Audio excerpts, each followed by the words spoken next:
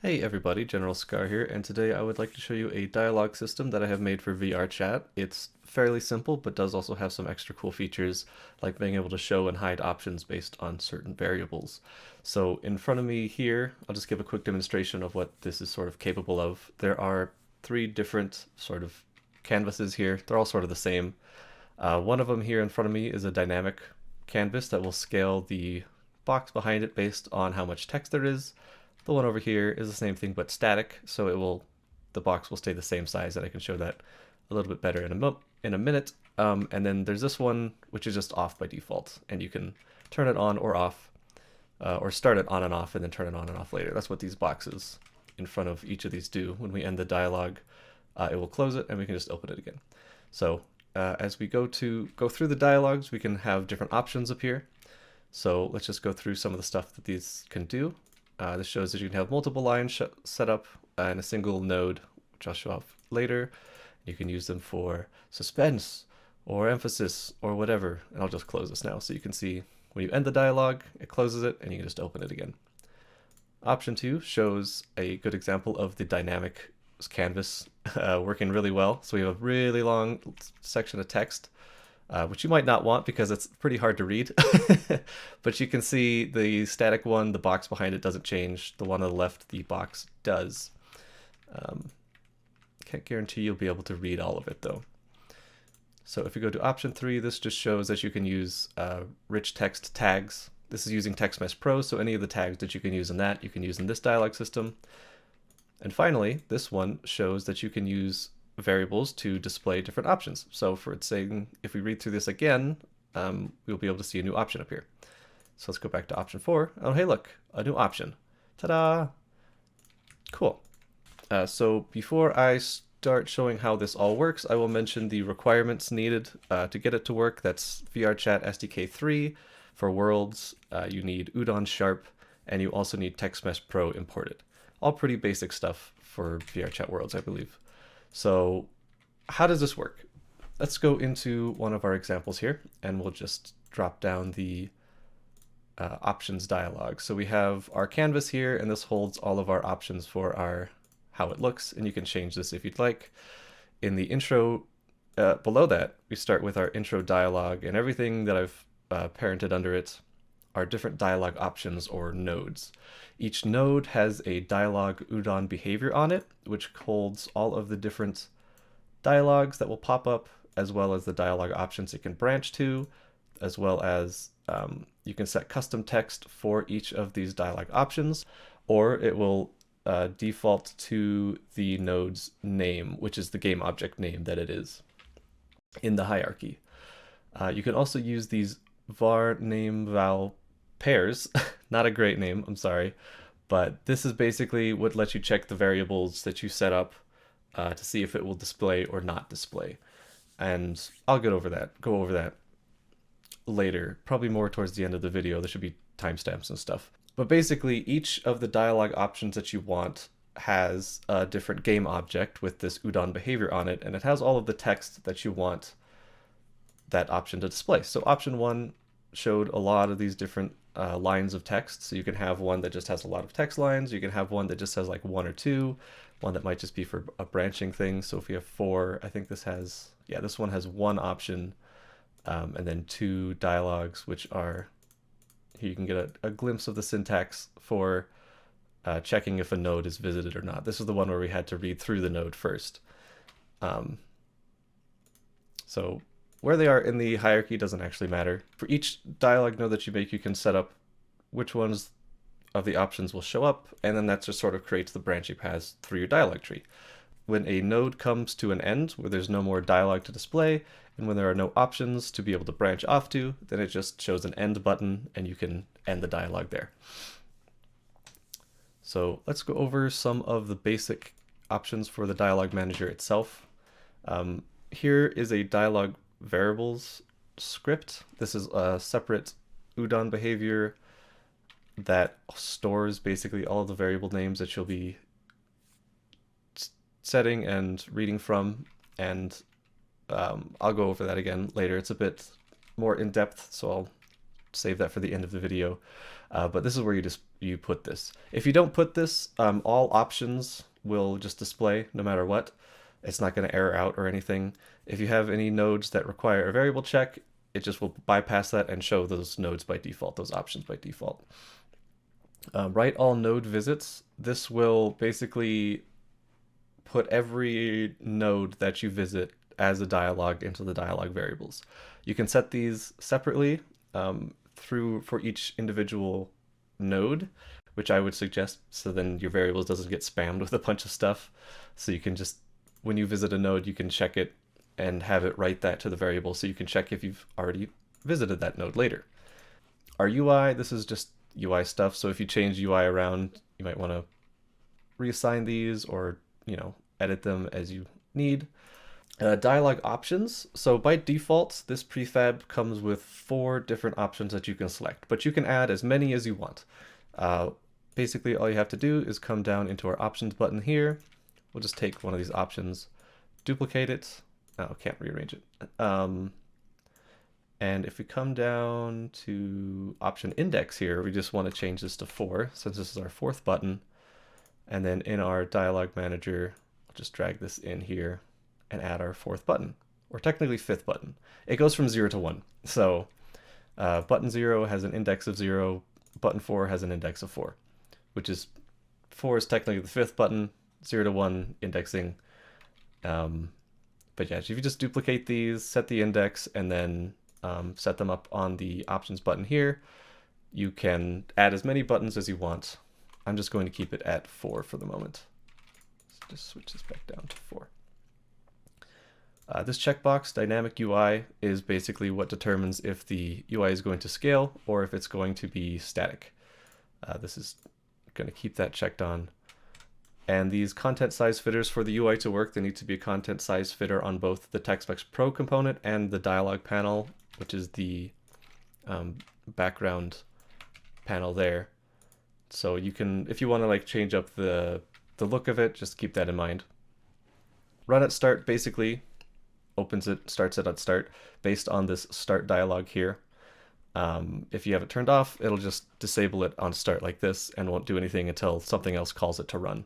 So let's go over setting up a basic dialog system, and then we'll go over variables after that. So if we go into the general scar, dialog, and then prefabs folder, we can find a dialog container, and this will give us a nice blank dialog to start off with. So we come here and we have a intro dialog, and that's about it.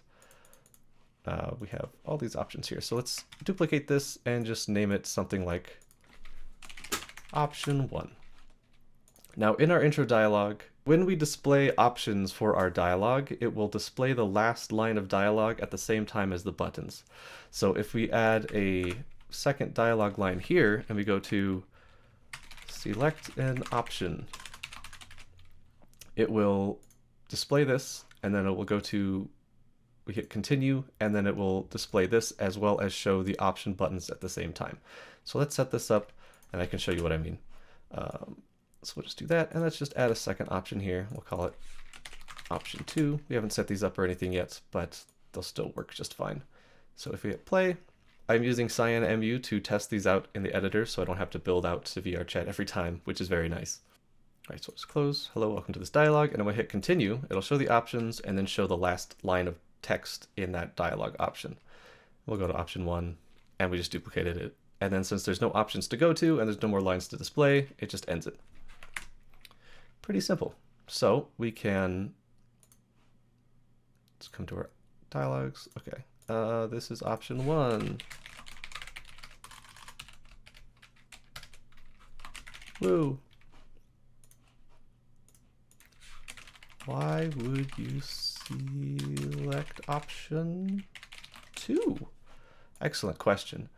So now let's go over setting up the custom option names. So by default, if these are blank, these will just display the name of the game object of the node.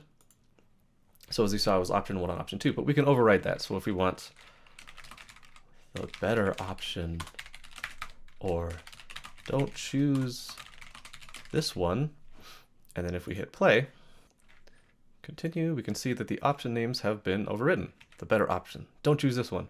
I'll choose that one. Why would I select it? I don't know. Yeah, and that's the basics of setting up branching and showing off different dialog options. So now let's go over variables. So there is a dialog variables udon behavior that you need to add, and this is basically just going to handle adding and checking variables. Variables are stored as strings for the name of the variable and the value of the variable. So the only type of variable you can store is a string, but you can store it as whatever, and you can check it later if you want. You can read these strings, you can get these variables externally. There's a method for that if you'd like. Right now, they're just sort of tied into the dialog system. So every dialog manager requires a dialog variables if you intend to use it. Like I said before, if not, it will just default to showing every option. It won't check any of the variables or anything like that. So let's write some stuff. So let's have option 2 only show up after you've read option 1. So we're going to write node to vars. And what this will do, it will write a variable based on the name of the node, and then add underscore visited to the end of it, and then set it to 1. So what this will look like in the thing, I'll just show you the syntax. The basic syntax of writing the variables and checking the variables is variable name, comma, variable value. I might have spelled that wrong. So basically we could do like color red, or scene 1, or something false. You know, any of this will work because they're just checking and comparing strings. And this is a comma in the middle. This is what separates name and variable. This is like a single inline declaration for variable name and then variable value. It's a lot easier to write out than having to have a bunch of different arrays and set up in the inspector and things. We can also add set and check variables, multiple variables at once. So if we do var1, val1, and then we use a semicolon, we can separate it into 2 different checks, or 2 different variables. So var2, val2. And when we're setting it, it will set each of these. And when we're checking it, it will check each of them and only return true if all variables in this string are true. So basically this semicolon is acting as an AND operator. There is no OR operator or comparator currently. I might add it later if there's enough demand, but right now you just got to go with the ANDs. So how does this work? So let's write this node. When we visit this node, we'll add a variable to our dialog variables. First of all, we need to assign it. This isn't assigned by default because it's a prefab. And if you have one just global dialog variables, you can have all of your different dialog read from the same variables. Also, these don't have to be exclusively set in dialog. These can be set through external scripts. I have a script here for dialog set variable, which when you interact with an object, it will just set a variable to some value that you set up. So these can be set up in your world and like have the dialogue appear as you're doing other stuff inside of your VRChat world. Fun stuff. I feel like I've said this 5 times already, but yes, we're going to write this node to the vars. And what that's going to look like for this one is option 1 underscore visited 1. So it's going to take the name of the node, and then it's going to set it to 1. We can also override this name by setting a string in this var name to write here. This will always append, it will always add the underscore visited to the end of whatever you write out here, as I have noted in the tooltip here. So this is basically just like an optional name for this, which if you have a lot of dialog nodes that are like option 1, option 2, and you want to be visiting them and checking and having them be unique, you can just like add a unique identifier here basically. Okay, so now we want this to show, we want option 2 to show when we visited option 1. So we'll go into our var name val pairs option in our dialog that's going to display our option that we want to go to.